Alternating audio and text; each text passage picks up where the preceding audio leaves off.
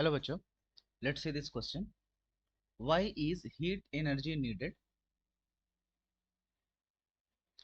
To melt a solid? ठीक है, तो हमें बताना है कि एक सॉलिड को मेल्ट करने के लिए एनर्जी, हीट एनर्जी को सप्लाई करना क्यों जरूरी होता है, and what is this heat energy called. ठीक है, और इस हीट एनर्जी को हम लोग क्या बोलते हैं. Okay, so basically the key concept is, right, तो मेल्टिंग का मतलब होता है मेल्टिंग, और मेल्टिंग ए सॉलिड का मतलब होता है कि सॉलिड को लिक्विड में कन्वर्ट करना. ठीक है, conversion of solid to liquid. और अगर हम पार्टिकल्स के अरेंजमेंट की बात करें in the terms of in the solid and in the liquid, so solid के जो पार्टिकल्स होते हैं वो बहुत एक दूसरे से क्लोजली पैक्ड होते हैं. दैट्स वाई दो पार्टिकल्स के बीच में very high amount of force लगता है. ठीक है, अट्रैक्टिव फोर्स. ये हमारा क्या है, सॉलिड है. अगर इसको थोड़ा सा और क्लियर करें, ठीक है, so this is our solid. And अगर लिक्विड में, यानी कि इस सॉलिड को जब लिक्विड में हमें चेंज करना है तो इसके पार्टिकल्स कुछ इस तरह से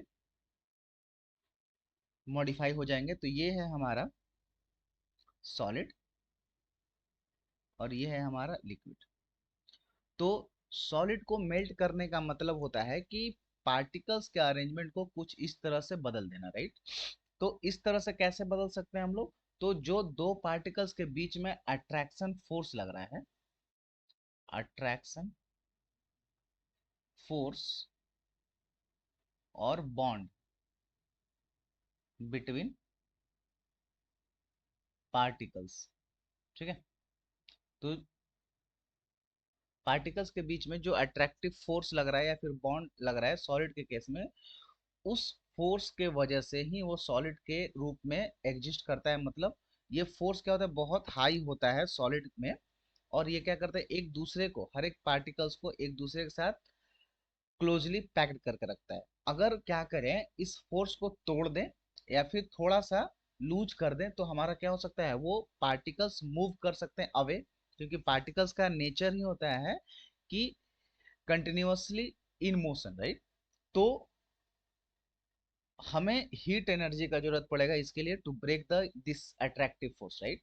सो heat energy is required, heat energy is needed, okay, to break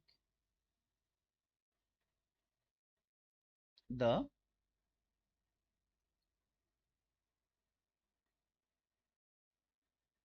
attraction और बॉन्ड, ठीक है, बिटवीन द पार्टिकल.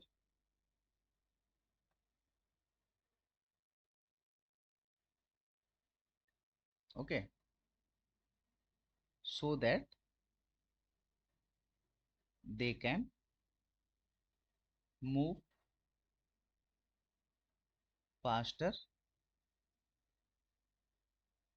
जिससे वो क्या हो सकता है, मूव फास्ट कर सकता है and state change will take place, right.